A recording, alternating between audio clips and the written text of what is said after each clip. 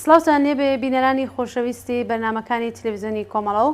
بەرنمەی تایبەت. شۆڕشیش کۆمەندی ژن ژیان ئازادی یان شۆڕشی ژینە هەم سیمایەکی سیاسی و هەم سیمایەکی کۆمەڵایەتی هەیە. ئەم شۆڕشە تا ئێستا دەستکەوتی گرنگی هەبووە کە لە ڕووی تایبەتمەندی سیاسی و کۆمەڵایەتیەوە تێکەڵاون. لە بەرنمەی ئەم جارەماندا بەنیازم یەکێک لە دەستکەوتەکانی کە بە نرخە واتە نزیکبوونەوەی بنەماڵەکان بە تایبەت دایکانی قوربانیانی شۆڕشی ئەم دواییە لە یەکتر و دابینکردنی بنەمای خەباتێکی یەکگرت و بەرجەستەکەمەوە. بۆ باسی زیاتر لەسەر ئەم بابەتە داوام کردووە لە هاوڕێ ئامینە کاکەپاوە سیاسەتمەدار و چالاکی مافیژنان کە لەم بەرنمەیە بەشدار بن. فەرموون ئێوەی تا کۆتایی لەگەڵمان بن.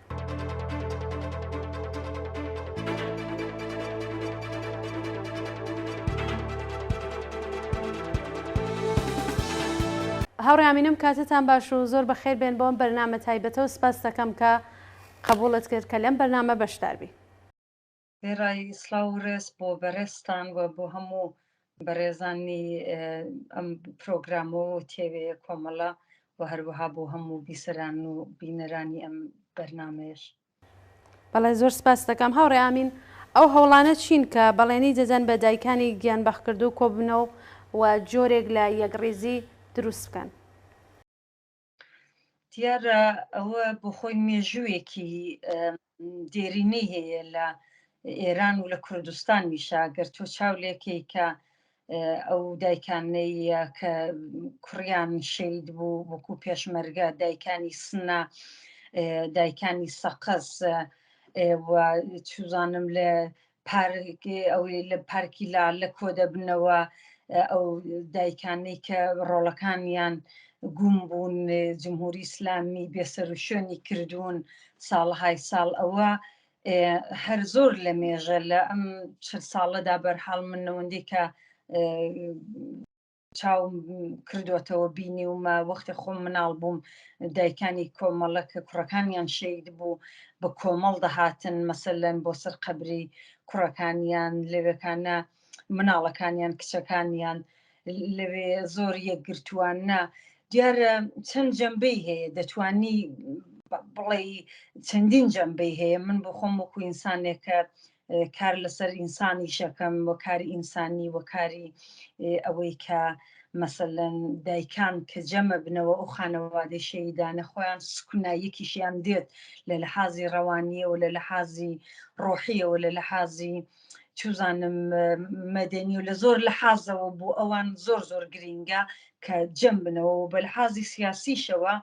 زۆر زۆر زۆر نوکتەیەکی لەو نوکتە گرنگانەیە کە ئالەم ڕۆدا لە ئێران مەسەلەن کە خانەوادەی ژینا لە دەست دەدەن و دایکانی ئێران هەڵەستن دێن بۆ کوردستان باوکان چوزانم کەسوکار ئەوەش قودرەتێکگەدا ینی ئێوە تەنها نین ینی ئێمە ئەو غەدرە لە ئێمە کراوە ئەو زۆڵم و زۆرە لە ئێمەشە ئەو خەمانەشماندا بەشەکەین وە ڕۆحیەیەکیش گەورەشە بەڕاستی کە ئەمڕۆ کە جمهوری ئیسلامی هەمومان کە ئاگادارین کە چەند ئیعدام و تەرۆر دەکا هەر لە ئام ئەرزی دوو مانگەدا زیاتر لە 200 نەفەری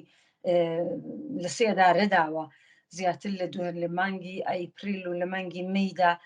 لە هەردوو مانگەکاندا زیاتر لە 100 نەفەر ئیعدام کردراوە. ئەوانە کەم نین ئەکسەری بەلوچە ئەکسەری خەڵکی کوردیشە ئەکسەر ئەو کەسانن کە لە ئەم چەند حەوهەژ مانگەی ئەخیردا لە شۆڕشی ژینادا دەستگیر کردراون و بەشداریان کردووە لە خۆ نیشاندان و لە ناڕەزایەتی دژی کۆماری ئیسلامی ئینسان کوژی دیکتاتۆر. ئەوە بۆ خۆی تەسکینێکیشە و نیشانیشەدا کە ئەگەر جمهوری ئیسلامی مناڵەکانیان دەکوژە و مناڵیان ئیعدامەکە و لە سێدارە دەدا و لە زیندانیان دەکا و شکەنجیان دەکا بەڵام خانەوادەکان بەوە نەشکاون و بە قەتیژ ناشکێن یعنی ئەوە بۆ خۆی دەتوانێت یەکدانە لەو مەسەجانە بێ یەکدانە لەو پەیامە زۆر زۆر گرنگانە بێت بۆ هەم بۆ خەڵک هەم بۆ ئەوەش کە کۆماری ئیسلامی بڵێت ئێمە ناترسین و ئەگەر ڕیشەی جەرگی ئێمەتان لە بین دەبن وەلێ خودی ڕیشەکە هەرما و داکوتراوە ئەوە دێرینەیەکی شتێکی مێژووی هەیە کە دێرینەیەوە دیارە لە ئێران هەیە لە حتا لە تورکیەش من زۆر جار کە ڕۆیشتمە وەختانە بۆ تورکیا لە 10 ساڵی پێشودا ئەو دایکانەی کە ڕۆڵەکانیان بە تایبەت کورد بوون کە لە تاکسیم دایکانی مەدانی تاکسیم من چەند جار چوون بۆ لایەن لەوەکانە جەمە بوونەوە کە ئەوانیش نیشانی بدەن ئەوەی هەم دەنگی ڕۆڵەکانیان بن و هەم ئەوەیە هێزێکی سیاسیش بن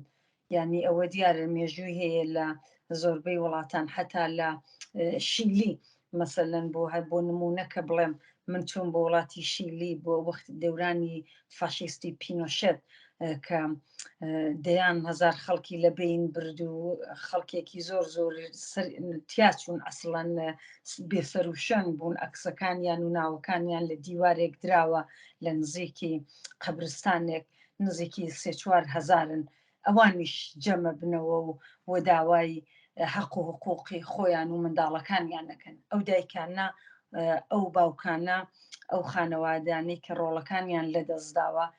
زۆر زۆر زۆر گرینگە کە ئەو دەنگە زیندوو بکەنەوە ئێمەش هەمیشە زیندوی ڕاگرین وەلێ دەکومنت و چزانم پرۆگرام بۆ ئایندە کە جمهوری ئیسلامی وە هەمووی ئەو سیستمە کە ڕۆژێک هەر دەبێ ئەوانش دادگایی بکردرێن بۆ ئەوە کە زۆر زۆر گرینگە ئەم دەنگانە بمێننەوە ئەو ناوانە بمێننەوە ناوی مەحسە و سارینا و کیا و نازانم هەمووی ئەو مناڵانە ئەو جوانانە ئەو شەیدانەی کە گیان بەخت کردوانەی کە کۆمەڵە چوزانم دموکرات پەژاک ئینسانی بێگونا هەمووی ئەوانە زۆر زۆرن ینی ئەم هەموو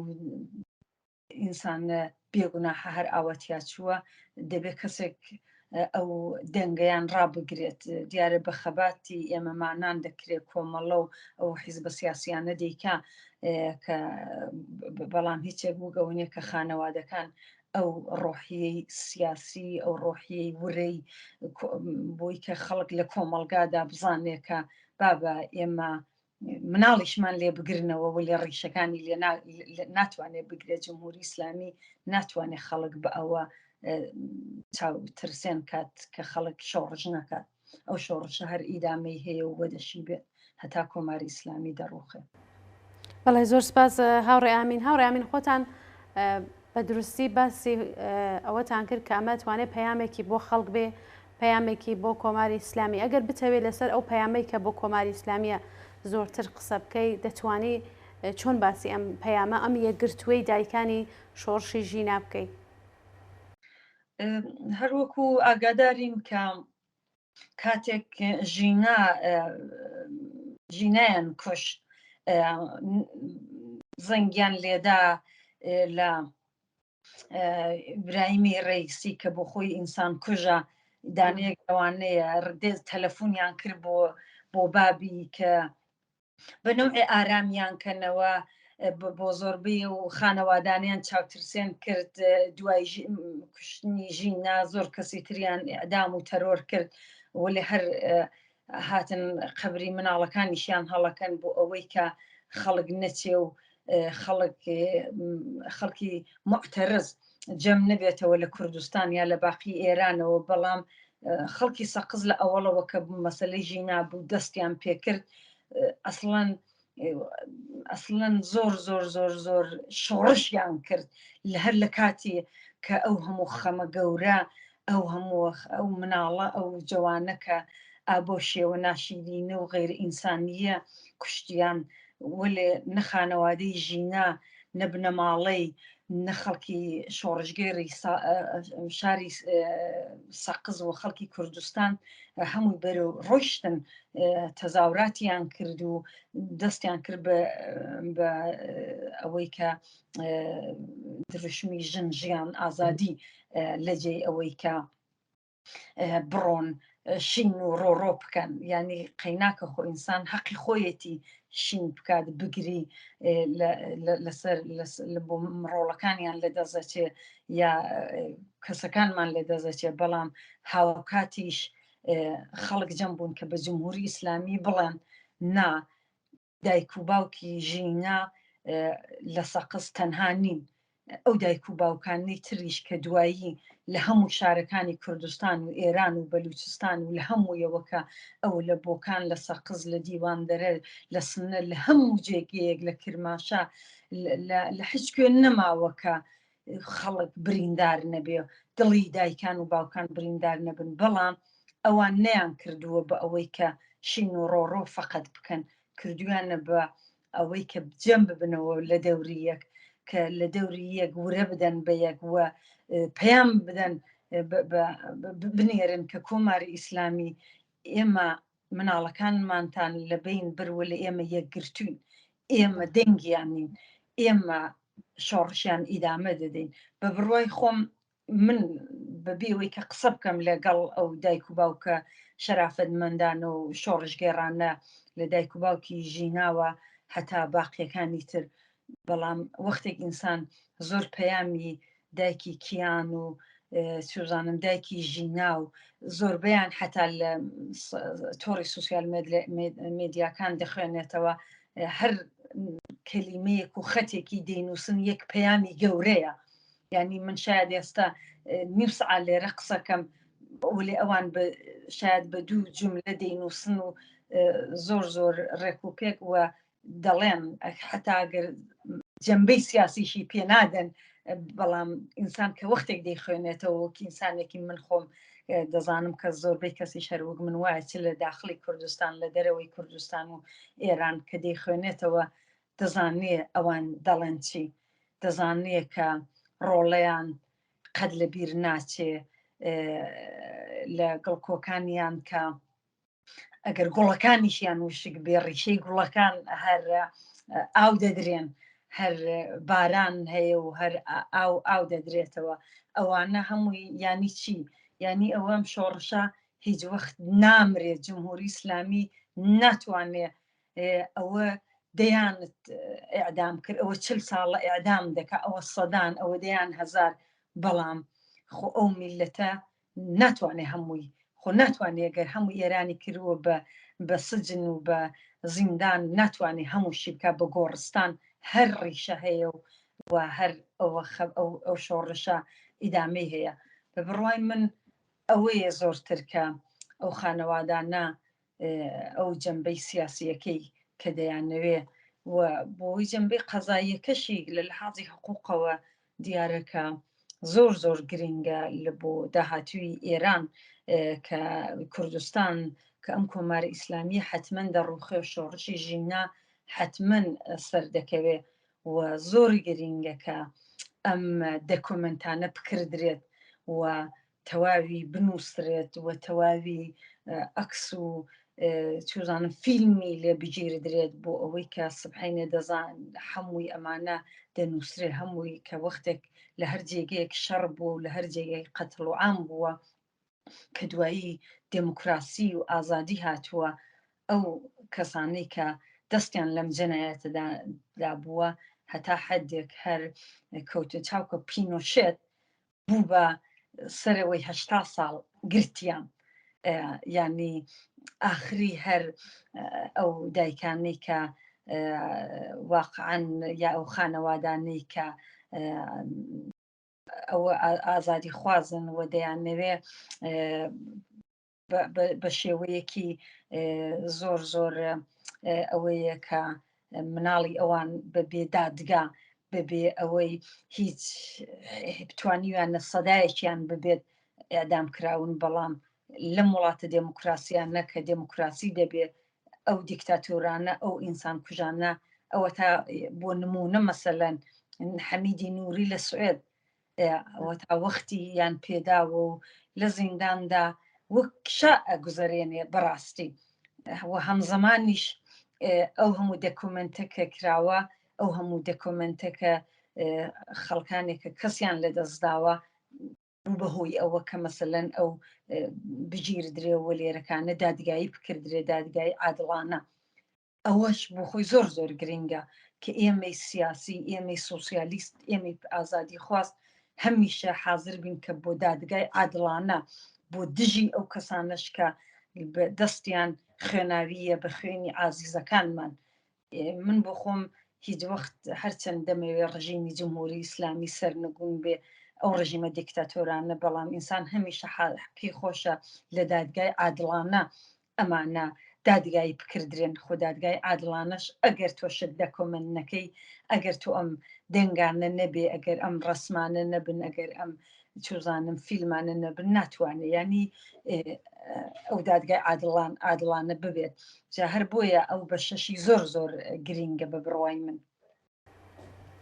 بەڵێ زۆر سپاس هاوڕێ ئامین باسی یەکگرتووی دایکانمان لە شارەکانی کوردستان کرد. ئەگەر بمان هەوێ پەیوەندی بینی دایکانی شارەکانی کوردستان لەگەڵ سەراسەری ئێران نزیکتر بێتەوە، دەبێت چی بکرێ بەڕای ئێوە بۆ ئەم نزیکایەتی و بۆ ئەم یەکگرتوویە؟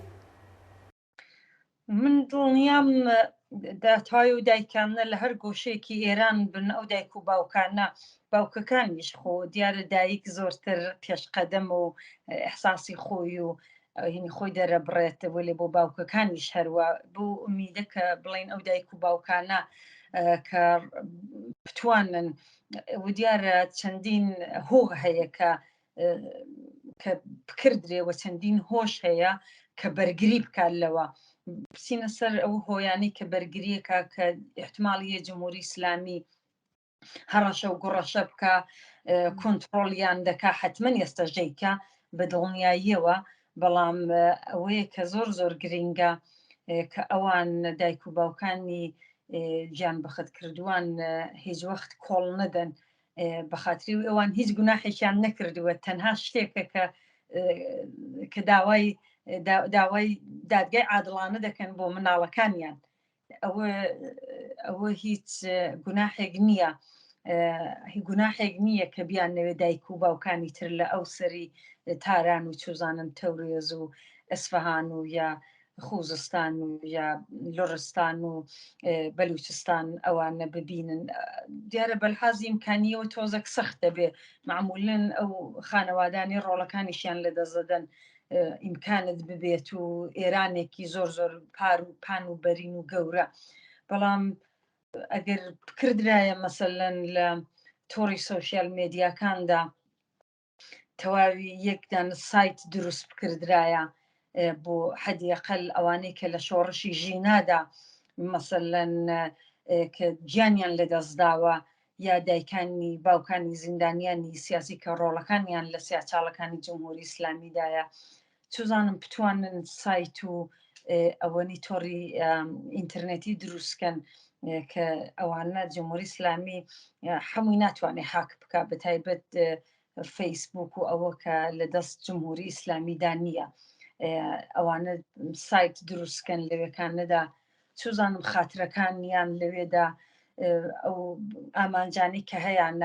بینوسن. ینی ئێستا سۆشیال مێدیا هەر بوو بە باعیسی ئەوەی کە ئەو شۆڕشی ژنجیان ئازادی جیهانی بۆ لە ئەوەڵ لە کوردستان و دوایی لە ئێران و سێمیش لە هەمووی وڵاتانی دنیا هەر لە تەریقی زۆرتر سۆشیال مێدیا بوو. خۆ کەم ژۆرنالیست کووە ژۆرنالیست هەر نەهات بۆ ئێران، خۆ هەر ئیجازەشیان نەبوو بچنەوە دوو ژۆرنالیستەش کە لەسەر گزاریشیان نووسیوە لە قولی قانونی ئێرانەوە بۆ ڕۆژنامەکانی ئێران، ئەو هەردووشیان لە زیندانە، احتماڵی هەیە حکمی ئەدامیشیان پێ بدرێت. ئەوە معلومە. جا هەر بۆیە ئەم دایک و باوکانە دەنگەکانی ئەوان زۆر زۆر گرینگە و هەوڵەکانیشیان زۆر زۆر گرینگە. ئەگەر ئەو ڕێگایانەی لە لحاظی پراکتیکیەوە ینی نەکرێ بچن بۆ ئەو بەشانەی تری کوردستان یا ئێران، بەڵام حەدیەقەل لە تەریقای سۆشیال مێدیا و چوزانم ئینتەرنێت و تەلەفۆن و ئەوانەوە تەماسیان ببێ بە یەکەوەوە یەکگرتوو بن. وەکو دایکانی پارکی لالە ئەوەی کە لە ئێراندا لە تاران ئەوانە هەر کۆڵیان نەداوە، هەر هەمیشە جەم بوون و هەرچەند جمهوری ئیسلامی زیندانیانیان کردە، چوزانم ڕۆڵەکانیشیان لە زیندان کردووە یا ئەعدامیان کردو یا بێسەر شوێنیان کردەوە، لێ ئەوان هەر یەکە بینن. ئەگەر ئەمانیش ئەم دایک و باوکانەی کە ڕۆڵەکانیان لە شۆڕژی ژنجیان ئازادی لە هەموو بەشەکاندا کە کۆ ببوونەوە مەسەرەن دایکانی شاری سەقز و بۆکان کەوانەی نزیکن مەسەرەن بە یەکەوە بتوانن مانگە جارێک لە جێگەیەکدا لەسەر گڵکۆی دانەیە لە ڕۆڵەکانیان یەک ببینن کە ببێت بەشینێکی کە دایمی و هەر ئەوەش بتوانێ هەمورەی شۆڕش ڕابگرێ هەمورەی خۆیان بەرزەکاتەوە هەم ناوی ڕۆڵەکانیان و هەمووی ئەو ڕۆڵانەی کە گیانیان بەخت کردووە زیندوو ڕدەگرێت ئەوە بە بڕای من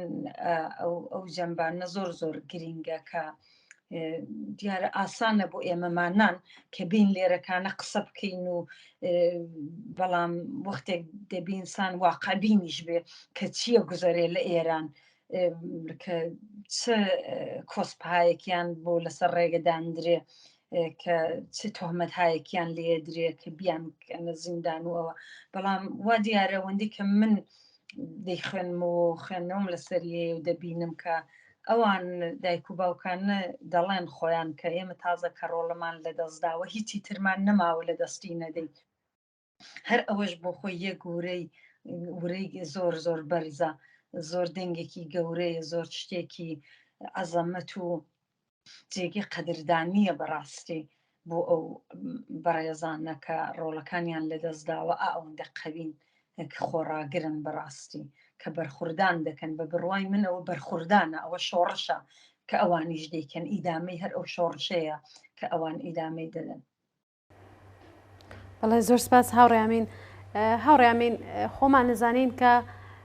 گرنگی سیاسی کۆمەڵایەتی بانگەشەی دایکان و دەستکەوتەکانی بۆ شۆڕژی ژن ژیان ئازادی زۆر بە نرخە ئێوە ئەمە چۆن هەڵدەسەنگێنن؟ بەڵێ هەروە لە قسەکانی پێشوشمدا ئاماژەم پێدا کە عەرزتانم کرد ئەم دەنگە بۆ دەنگی دایکان و باوکانی کە ڕۆڵەکانیان لە دەستداوە یا ڕۆڵەکانیان سپێشێ سەر و شوێنن یا ڕۆڵەکانیان لە سیاچاڵەکانی جمهوری ئیسلامیدان دەنگی ئەوان زۆر زۆر گرنگە و بوونی ئەوان و پەیغام و مەساجی ئەوان بۆ کۆمەلگا بۆ لاوان بۆ دایکانی تر کە شاید نەتوانن دەستیان ڕانەگا بە ئەو دایکانی ترکە لە شوێنەکانی ئێران و کوردستان هەن بۆ ئەوان بۆ هەمووی زۆر زۆر گرینگە و بۆ ئایندەش بە بڕوای من کە ئەوەش بۆ خۆی نوعێک کە لە کۆبوونەوە و چوزانم هەڵخراندن و وەکو ئەوەی کە یەکگرتووی لە ئەمڕۆکەی جمهوری ئیسلامی دیارە لە هەموو دیکتاتۆرێکدا خەڵک کە 3 نەفەر بێ بەیەکەوە بێ 2 نەفەریان ئەگرن هەروە بووە بەڵام ئایستا ئەوان ئالەم شەرایەتە جەمە بنەوە و بەیەکەوە و قسەکانیانەکەن بە یەک شعارەکانیان داخوازەکانیانەکەن بە یەک ئەمانش بۆ خۆی زۆر زۆر دەستکەوتێکی گرینگە بۆ ئایندێ و بۆ ئیدامەدانی و ئەم شۆڕشەی ژن ژیان ئازادی و شۆڕشی ژینە. بەڵێ زۆر سپاس هاوڕێمن من یەک پرسیارم ماوە با پرسیارەکەچم لێوە بکەم خۆتان نەزانن کە لە شۆڕشی ژینادا زۆر ئینسانی شۆڕشگەرگیانیانە دەستاوە ئەم یەکگرتوویە کە باسمان کرد لە کاتی ئەم بەرنامەیە لە بڕێک لە بنەماڵەکاندا یەکگرتووی هەیە لەوانەیە بە فشاری کۆماری ئیسلامی بە هەڕەشەکانی بۆ سەر ئەم بنەماڵانە نەیانتوانوێ ئەم یەکگرتوویە لە بینی بنەماڵەکانی دیکە دروستکەن ئێوە لەم تەلەڤیزیۆنەوە چه پەیامێکتان هەیە بۆ بنەماڵانەی کە تا ئێستا پەیوەست بەم یەکگرتووەی دایکان و باوکانی گیان بەخکردوانی شۆڕشی ژینە نەبوون؟ دیارە کە هەر وەک بۆ بەڕێستان ئاماژەمدا لە قسەکانی پێشمدا ئاسانە بۆ ئێمەمانانێک کە هەر ئاوا خۆمان کە شرایەتی ژیان و شرایەتی کیتر بۆ شۆڕشمان هەیە کە قسەکەین بەڵام وەکو چوزانم تەوسیە پێشنەهات وەکوی کە ورەیان پێدەی بەڕاستی ئەوە ئەوان ئێوەن دایکان و باوکانی چ گیان بەخت کردو وەکو ژینا و تەواوی گەلی کورد لە کوردستانە و گەلەکانی تریژ لە ئێران و چوزانم بەلوچستان و باقیەکەی ئێوەن کە ڕۆحیە دەدەن بە حتا ئێمەمانان بە خەڵکی تر کە ئێوە ڕۆڵەتان لەدەست داوە بەڵام خۆ ئێوە لەوە زیاتر ئیتر هیچتان نەماوە لە دەستی نەدەن جا هەر بۆیە قەت ئینسان نەهێڵێ دەنگی مناڵەکانی بخەوێت دەنگی مناڵەکانی بکوژێتەوە بۆ هەمیشە دەبێ ئەو عەداڵەت بۆ عەداڵەت و بۆ ئەوەی کە ئەو مناڵانە ئەو ڕۆڵانەتان کە لەدەست دراوە هیچ وەخت جمهوری ئیسلامی نەبەخشترێ کە سبحەینێ ئەم ڕژیمە هەر دەڕوخێت جا بۆیە دەبێ ئێوە حتمما بەیەکەوە یەکگرتوو بن یەکگرتووی ئێوەش نیشان دەدا بە ئەوەی کە بە زەعیفی جمهوری ئیسلامی بۆی جمهوری ئیسلامی دەترسێ لە یەکگرتووی خەڵک لە یەکگرتووی دایکان و باوکانی کە ڕۆڵەیان لە سیاچاڵەکاندای ڕۆڵەیان گوم بووە ڕۆڵەیان شەهید بووە ڕۆڵەیان کوژراوە گیانی بەخت کردووە یەکگرتووی ئەوان ینی زەعفە بۆ جمهوری ئیسلامی و هەر بۆیە زۆر گرینگە کە ئێوە هەمیشە ئەو یەکگرتووی و ئەو چوزانم پەیوەند و ڕابتتان بەیەکەوە ببێت و بتوانن یەک ببین و بتوانن سایت دروستکەن و بتوانن چوزانم ئەوەی کە چی بەسەر مناڵتان هاتووە بینووسرێ با مەکتوب بکردرێ فیلمی لێ بژیردرێ وەختی خۆتان یەگە بینن فیلمی لێ بگرن ئەگەر حتا لە سۆشیال میدیاشیدا ننێن دەکومنتی کەن هەڵی گرن ئەوە هەمووی گرینگە کە جەمە بنەوە کەسی تریش ڕۆحی پێ ئەدرێ ئەوانەی کە ناتوانن مەسەلەن یا دەترسن یا ترساندراون ئەگەر هەرچی دایک و باوکان و هەرچی بنەماڵەکانی ڕۆڵیان لەدەستداوە زۆرتر جەمبن یەکگرتووتر بن ئەوە ڕۆحیە دەدا بەوانەی تریش بە بڕوای من کە ئینسان دیارە ئەو من هەمیشە هەر جێگەیە کە دەچم قساکەم لە هەموو جێ دەڵم بزانە خەڵکی کوردستان و ئێران بەتایبەت ژنان بەتایبەت لاوان چەندە واقعاً وریان بەرزە چەندە بە جورئەتن کە دەزانن لە سێدارە دەدرێن دەزانن ئێعدام و تەرۆرەکرێن دەزانن تەجاوزیان پێکرێت دەزانن تەوای ئەوانە بەڵام هەر بێدەنگ نابن بە خااتری ئەوەی دەزانن کە ئەو شۆڕشە شۆڕشێکی حەقخوازانەیە دەزانین کە ئەو میلەتی کورد بە تایبەت زۆر ژێر دەستەیە دەزانێت کە ژن لە ئاپارتایەتی جنسیدایە دەزانن کە مناڵ نانی نییە دەزانن کە بێکاری هەیە دەزانن کە خەڵک نات پوڵی ئەوەی نییە کە زگی مناڵی تێر بکە ئەو شۆڕشانە بۆ ئەوە ئازادی دەکردرێ جا بۆیە دەبێ ئیدامەشی ببێ هەر کۆڕ و کۆمەڵێک کە دایک و باوکانی گیان بەخت کردووانە هیچ شیدانی کۆمەڵەیە حیزبی دموکراتە پەژاکە چوزانم شۆڕشی ژینە تەواوی ئەوانە خۆ ئەوەندە ئینسان لەدەست دراوە ئەوەندە شۆڕژگێران لەدەستدراوە ئەوە کە هەمووی جەمبن دەزانی کە چەند زۆرن سەدها هەزاری ژەبن ئەگەر ئەم جەمیکی ئەم 40 ساڵە کە چەندە خەڵک تیاچووە یا ئەو هەموو هەزاران هەزار لە زینداندایە و هیوادارم ئەو شۆڕشە هەمیشە ببوژێتەوە و حتمما بە ورە و بۆ چوزانم یەکگرتووی ئێوە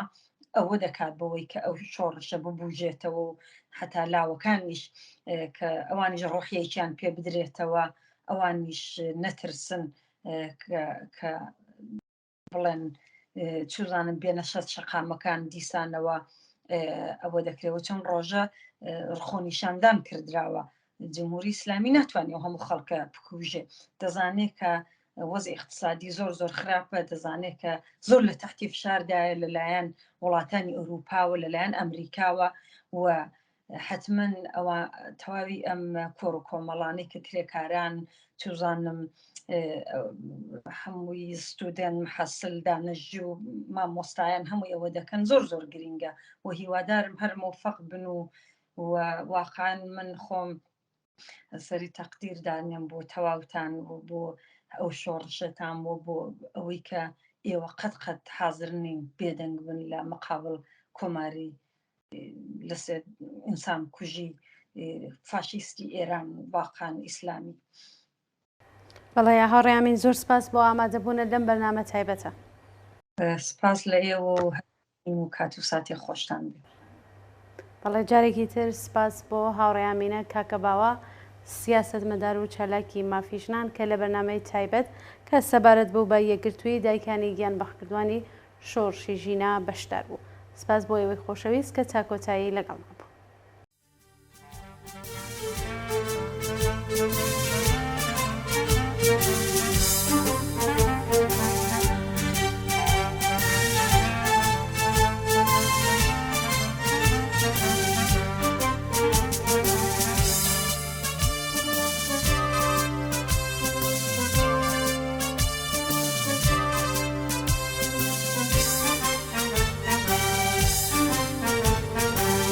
غمی مرگی ایومان نای سرشانی که وطن رمان غمی مرگی ایومان نای سرشانی که وطن رمان غمی ایوا تو ریوخین غمی ایوا توجموتی غمی ایوا دینگو ازدو پیشی برده بری بیانی آزادی دلن همو لنکی شادی یادتن دکر لبر بیانی شادی آزادی یادتن دکر لبر بیانی شادی آزادی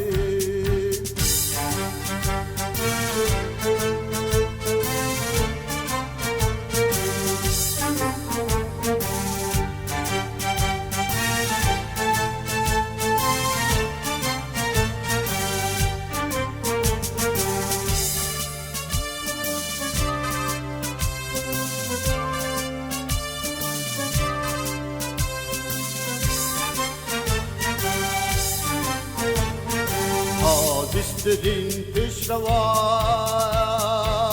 ویرو با کیتن سامی مرگی تکشکار مرگی به با کانتان زبونی سر خودکرانی اشک رازران kolay پیرو باورتان اراده پتوی ایمی به همونوان خمی ایوا تو ریوخین خمی ایوا توجموتین خمی ایوا تینگو هزبو با پیشی برده بری بیانی آزادی دلن همو لنکی شادی یادتن دکر لبر بیانی شادی آزادی یادتن دکر لبر بیانی شادی آزادی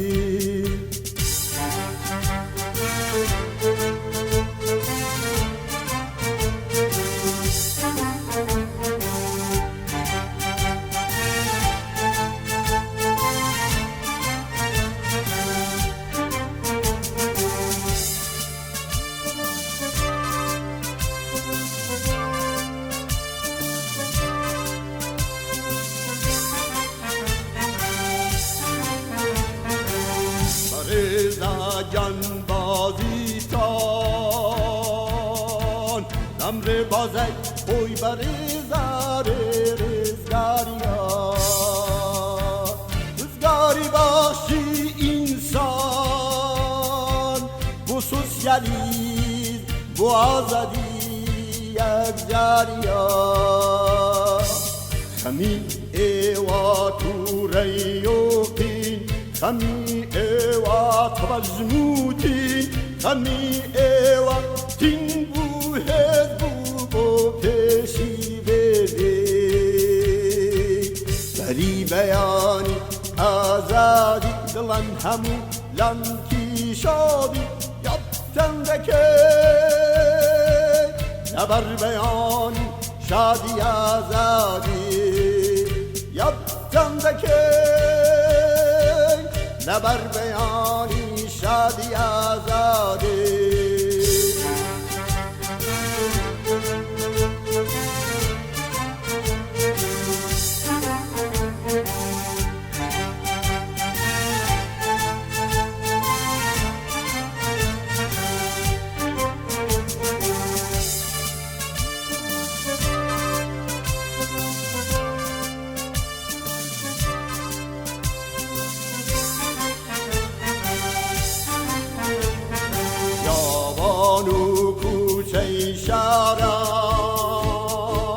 شپل شپل دریای خباتیل منزدا از سنگرکی برزی که وار alay sude kabayadi ewa halkira havari zindana kan pardey shavi rashlada da shawgar shaqdaka khami ewa turayuqin khami ewa tawazmutin khami ewa tinbu hebu peşi verdi bagi bayani azadi dilan hamu lanki şadi yaktan da kök naber bayani şadi azadi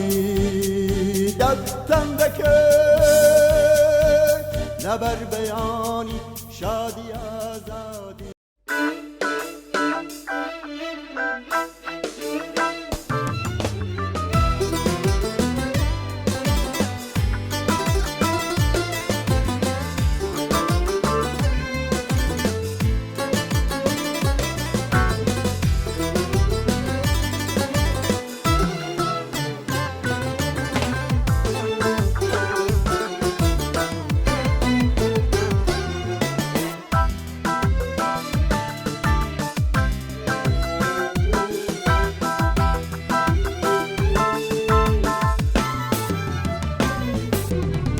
لجقي عشق ودلداري لجقي تفريح وياري لباتي بخشيني دلو مشتان بياك بدياري كورنكي جان تازلوان دشت سنگر هر بشادي همو روجي بر خدانو شهيد بونا تعزادي همو روجي بر خدانو شهيد بونا تعزادي شهيد شهيد شهيد رمزي آزادية شهيد تاجي سرورية دنجي هخوازي قلقوا لخنية وداجارية بيري آزادي ويكساني وقلي بديارية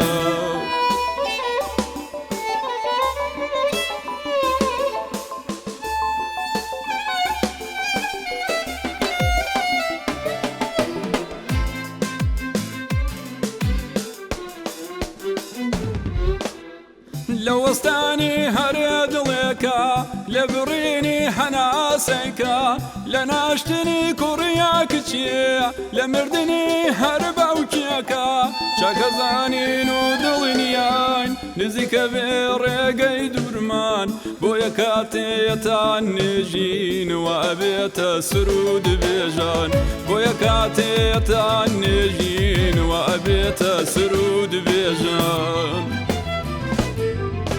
شهيد شهيد شهيد رمزي آزادية شهيد تاجي سرورية دنجي هخوازي قلقوا يخنية وداجارية بيري آزادي ويكساني وقلي بديارية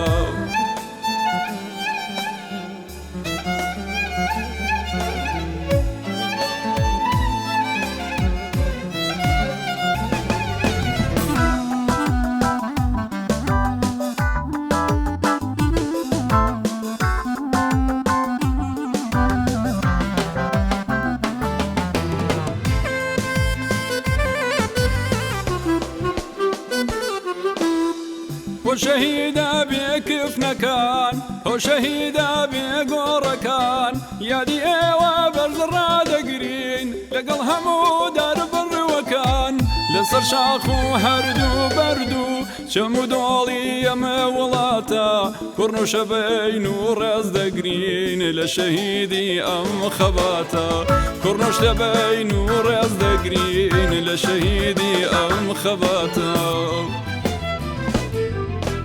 شهيد شهيد شهيد رمزي آزادية شهيد تاجي سرورية دنگي هخوازي قلقوا لخنية وداجانية بيني آزادي ويكساني بوقلي بديارية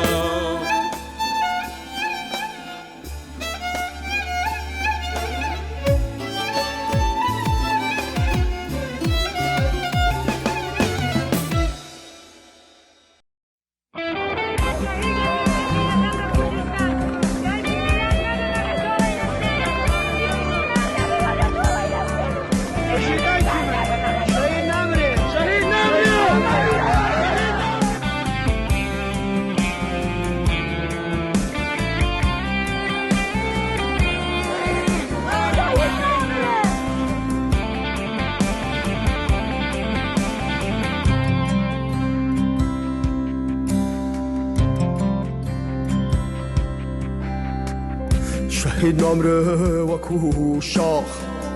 وکو بافر وکو درخ وکو بهار و گلباخ شهید بالای بقد بالای کردستانا شهید آوا تینیا تیزاوی اشکنه پنجاو دستا آزاری خاک را جنه سوماکا کندواروش دوره بینه سوماکا کندواروش دوره بینه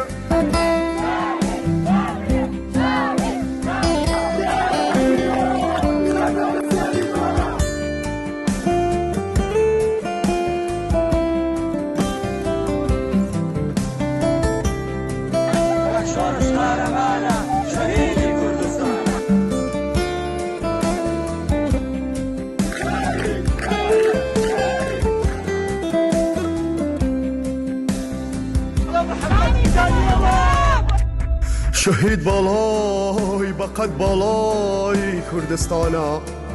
دلی آزادی و بیداخی لوتکی حلوستی انسانا شهید نامره وکو شاخ وکو بفر وکو درخ وکو بهار و گلباخ شهید بالای بقد بالای کردستانا شهیدا تینیا تیزاوی اشکنه پنجاو دستا